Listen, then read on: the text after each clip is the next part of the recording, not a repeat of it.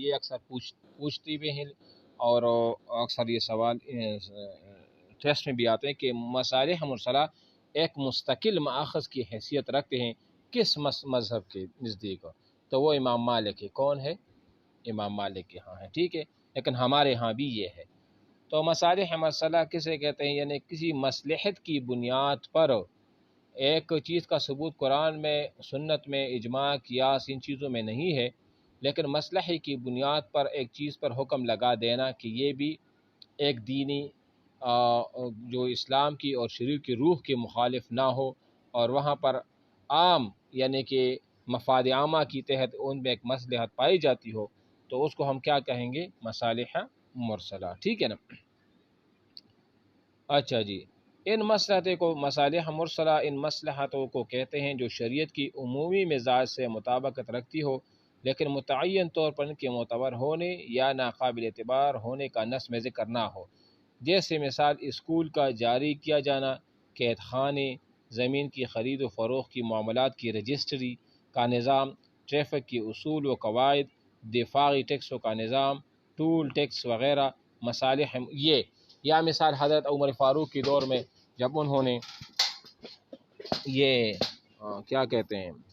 فوج کا نظام، پولیس کا محکمہ بنایا، یا اس طرح دیوان کا یا البرید کا یعنی کہ ڈاک خانے کا، اور اس طرح یہ بھی مصلحت تھی نا، یعنی کتاب کو ایک شکل قرآن مجید کو مصحف میں اور قرآن مجید کو جمع کرنا یا حدیث کو اکٹھا کرنا، یہ بھی مصلحت تھا نا، اس میں بھی یہ بھی ایک مصلحت کی بنیاد پر اس طرح کیا گیا تھا، ٹھیک ہے۔ تو یہ جو ہے نا مصالح مرسلہ مالکیہ کی نزدیک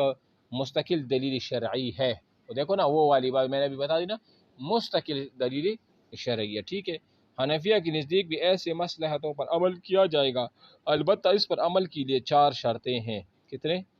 4 شرطیں ہیں، یعنی مصالح مرسلہ کو ہم دلیل شرعی کے طور پر مانیں گے، لیکن 4 شرطوں کی بنیاد بنا کر۔ وہ مصلحت معقول ہو جس کو طبیعت سلیمہ قبول کرتی ہو، یعنی معقول بھی ہو۔ معقول کا مطلب یہ ہے کہ ایسا نہ ہو کہ بس کسی نے کہا کہ اس میں مصلحت ہے وہ بالکل عقل کی بھی خلاف ہو، تو وہ مصلحت نہیں سمجھے گی، ٹھیک ہے نا۔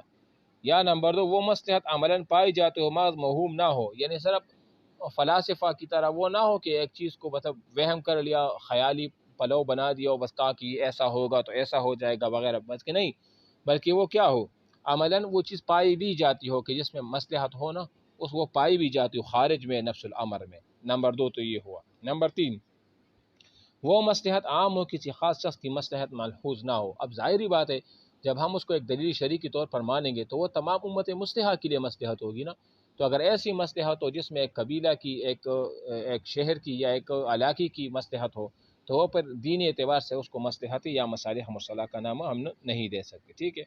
نمبر 4، شریعت میں نہ اس کے معتبر ہونے کا صراحتاً ذکر ہو اور نہ اس کے معتبر اور نہ اس کو معتبر قرار دیا گیا۔ تو ظاہری بات ہے نا، اگر شریعت میں اسی کو معتبر مانا گیا ہو تو وہ تو یا تو قرآن ہوگا یا تو پھر حدیث ہوگا، تو بس ہم مصالح مرسلہ نام دے ہی نہیں سکتے، ہم تو اس کو پھر نص کہیں گے، قرآن یا نص حدیث یا اجماع کہیں گے، اور نہ اس کے معتبر ہونے کا ذکر ہو کہ معتبر ہے یا نہیں ہے، بلکہ یہ تو اس وقت کے علماء یہ فیصلہ کریں گے، جو مجتہدین ہوتے ہیں وہ فیصلہ کرتے ہیں کہ اس چیز میں کیا مصلحت ہے اور کیا مصلحت وہ نہیں ہے، ٹھیک ہے نا۔ اچھا جی، جن کے معتبر ہونے کا قرآن اور حدیث سے وضع، اچھا کہاں پر، شریعت میں نہ اس کے معتبر ہونے کا صراحتاً ذکر ہو اور نہ اس کو نامعتبر قرار دیا گیا ہو۔ مصالح مرسلہ کے مقابلہ بعض ایسی مصلحتیں ہیں جن کے معتبر ہونے کی قرآن اور حدیث نے وضاحت کر دی ہے، یہ مصالح معتبرہ کہلاتی ہے۔ معتبرہ یعنی جس کا اعتبار کیا گیا ہو شریعت نے بھی، جیسے اللہ تعالیٰ نے نکاح کی مصلحت بتلاتے فرمایا، نکاح کی مصلحت میں کیا ہے،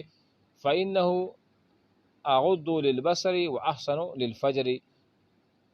اس مصلحت کو سامنے رکھتے ہوئے فقہا نے مختلف حالتوں میں نکاح کا حکم متعین کیا ہے، یعنی کہ مثال کے طور پر مختلف حالتوں میں نکاح کا حکم، کہ مثال کے طور پر اگر ایک آدمی ایسا ہو کہ اس کے پاس پیسہ بھی ہے، جسمانی طاقت بھی ہے، ہر چیز ہے، اور اس کو گناہ میں مبتلا ہونے کا ڈر بھی ہو، تو پھر اس کے لیے نکاح کیا ہے، وہ فرض ہے، واجب ہے۔ اور اگر کسی کے پاس پیسہ بھی ہو اور اس کی صحت بھی ٹھیک ہو، جسمانی طور پر بھی ٹھیک ہو، اور گناہ میں پڑنے کا حادثہ تو نہیں ہے، لیکن پھر بھی کیا ہے وہ سنت ہے۔ اور اگر کسی کو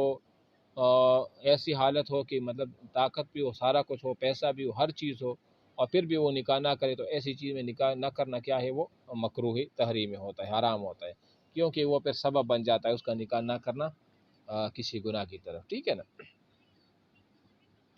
اچھا، اس طرح بعض مصالح وہ ہیں جس کے معتبر نہ ہونے کی کتاب اور سنت میں صراحت کر دی گئی ہو، جیسے شراب میں بعض فوائد بھی ہے لیکن اللہ تعالیٰ نے کہا وہ اسمہ اکبر من نفعہما، یعنی ایسی بعض مصالح ہیں جن کا معتبر نہ ہونے کا کتاب اللہ، مطلب ایسے مصلحت تو ہیں، ہوں گے، لیکن اس کے معتبر نہ ہونے کا شریعت نے کیا کیا ہو، شریعت میں اور کتاب و سنت میں صراحت کر دی گئی ہو۔ جیسے شراب میں بعض فوائد بھی تو ہو سکتے ہیں لیکن اس کا گناہ، اگر کوئی کہتے ہیں اس میں فوائد بھی تو بعض ہیں اور ہوں گی بھی، ڈاکٹر بھی کہتے ہوں گے کہ اس میں فوائد ہے، حکیم بھی کہتے ہیں کہ اس میں بعض فوائد ہیں،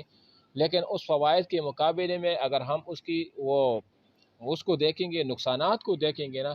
تو وہ نقصانات ان کے بنسبت فوائد کے کیا ہوتے ہیں، وہ زیادہ ہوتے ہیں۔ تو اس وجہ سے شریعت کا پھر یہی حکم ہے نا کہ ایسی چیز کو پھر کیا کرنا چاہیے، چھوڑنا چاہیے جب اس کے نقصانات زیادہ ہو دینی اعتبار سے بھی، ٹھیک ہے نا۔ اچھا،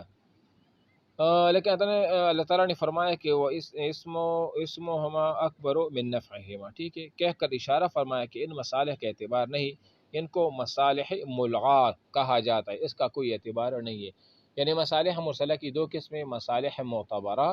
اور مصالح ملغا۔ ملغات مطلب یہ ہے جس کو لغو کیا گیا ہو، تو یہ وہ ہے، ٹھیک ہے۔